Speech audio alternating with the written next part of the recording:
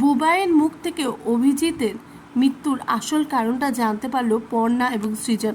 বিস্তারিত জানতে সঙ্গেই থাকুন, চ্যানেলটিকে সাবস্ক্রাইব করে রাখুন। বুবাই প্রচণ্ড ভালো হয়ে গেছে কেবলমাত্র অভিজিতের সংস্পর্শে থেকে, এটা কিন্তু বাড়ির লোক বুঝতে পেরেছে। ওইদিকে নিজের মা বাবা মানে বুবাইয়ের মা বাবাই কোনো মতে বুঝতে পারেনি। ঠিক এই কারণে বুবাই যখন অনেক রাত করে অভিজিতের কাছে পড়াশোনা করে আসে তখন কিন্তু বুবাইকে মারতেও যায়। ওইদিকে বাঁচায় চয়ন আর চয়নের বাবা। এরপরে যখন বুবাই আবারও অভিজিৎদার সাথে হাঁটতে হাঁটতে বাড়ি ফেরে, ঠিক সেই সময় অভদ্র কতগুলো ছেলে এবং মেয়ে এসে কিন্তু তাদের গাড়িতে লাগিয়ে দেয় বুবাই এবং অভিজিৎদার সাইকেল। এরপরে তারা মাটিতে পড়ে যায় এবং তাদের মধ্যে অভিজিৎদার মৃত্যু হয়। আর বুবাইয়ের মাথায় এতটাই চোট লাগে যে বুবাই কোনো কিছুই করতে পারে না। এরপরে কিন্তু বাড়িতে সবাই অস্থির হয়ে যায় যে বুবাই কেন বাড়িতে ফিরছে না।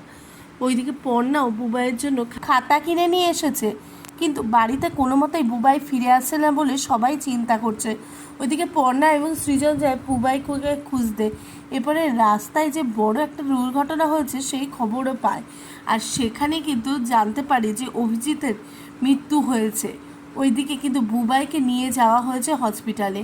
আর বাড়িতে খবর দিয়ে সবাই কিন্তু বাড়ির লোকেরা চলে যায় হসপিটালে। আর ওইদিকে পর্ণা এবং সৃজনও চলে যায়। সেখানে গিয়ে দেখে যে বুবাইয়ের মাথায় থেকে প্রচুর রক্ত বেরিয়েছে। এরপরে কিন্তু যখন পর্ণা সেখানে দাঁড়িয়ে থাকে তখন বুবাইয়ের জ্ঞান ফিরে নিজে থেকে কিন্তু নতুন কাকিকে আসল ঘটনা বলার চেষ্টা করে। তাহলে কি এর থেকে বুঝতে পেরে যাবে পর্ণা এবং সৃজন যে অভিজিৎদার মৃত্যুর পেছনে কে আছে, অভিজিতের মৃত্যুটা কী কারণে হয়েছে, আর তাকে উচিত শাস্তি দেবে? সেটি জানতে গেলে চোখ রাখতে হবে জি বাংলার পর্দায়। আর এই বিষয়ে আপনাদের কি মতামত প্লিজ কমেন্ট বক্সে কমেন্ট করে জানান।